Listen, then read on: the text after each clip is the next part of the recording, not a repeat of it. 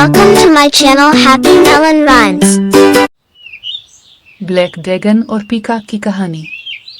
घने पहाड़ों के पीछे एक जादुई वादी थी जिसे सब रेनबो वैली कहते थे। इस वादी में हर चीज रंगों से चमकती थी, दरख्त, फूल, नदी का पानी और सबसे ज्यादा मगरूर मगर नेक दिल मोर आर्यन मोर अपने रंगीन परों पर बहुत नाज करता था। जब भी वो रक्स करता उसके परों से रंगों की चमक पूरे जंगल में फैल जाती। मगर इस वादी पर एक साया भी था, एक ब्लैक ड्रैगन जिसका नाम था। वो अंधेरे का ड्रैगन था जिसकी सांस धुआं नहीं बल्कि सियाह धुंध पैदा करती थी। वो रंगों से नफरत करता था क्योंकि इसके अपने जिस्म में कभी रंग हुआ करते थे मगर वो सब खो चुका था। एक रात वादी पर टूट पड़ा। इसने अपनी सियाह धुंध से फूलों, दरख्तों और आसमान के रंग चूस लिए। सुबह जब आर्यन जागा, वादी फीकी, बेरंग और उदास। मूर्ख, ये किसने किया?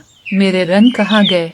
जंगल के जानवर, ब्लैक ड्रैगन, वो सब ले गया। आर्यन ने फैसला किया कि वो रंग वापस लेके आएगा। आर्यन लंबे पहाड़ों को पार करता हुआ बादलों के जंगल, बर्फ की गारों और तारीकी की सरजमीन से गुजरा। रास्ते में इसे कई जादुई मखलूक मिली। कुछ ने इसे रोका, कुछ ने मदद। आखिरकार वो की गार तक पहुंच गया, एक सियाह पहाड़ जो हमेशा धुएं में लिपटा रहता था। गार के अंदर एक बड़े क्रिस्टल में वादी के सारे रंग बंद किए बैठा था। आर्यन ने हिम्मत करके कहा, ये रंग तुम्हारे नहीं, पूरी वादी के हैं। धारा, ये रंग पहले मेरे थे, मैं भी चमकता था मगर अब सिर्फ अंधेरा है, कोई रंग मेरे पास नहीं रहा। अब आर्यन को समझ आई कि बुरा नहीं, वो उदास था, अकेला था, यादों की तकलीफ में था। आर्यन ने अपने परों से एक छोटा सा रंग निकाला और आहिस्ता से की तरफ बढ़ाया। लेकिन रंग बांटने से बढ़ते हैं।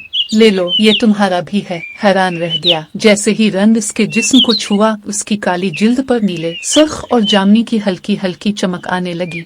वो पहली बार मुस्कुराया। इसने क्रिस्टल तोड़कर तमाम रंग वापस छोड़ दिए। पूरी वादी दोबारा रोशन हो गई। मोर और ड्रैगन दोनों वापस आए। जानवर पहले डरे मगर जब देखा कि अब रंगों की हिफाजत कर रहा है तो सब ने इसे कबूल कर लिया। रेनबो वैली का नया मुहाफिज कौन बना? ब्लैक ड्रैगन, जो अब कलर गार्डियन था, और आर्यन, वो सबका हीरो बन गया। Thank you for watching our channel. Please like, share and subscribe.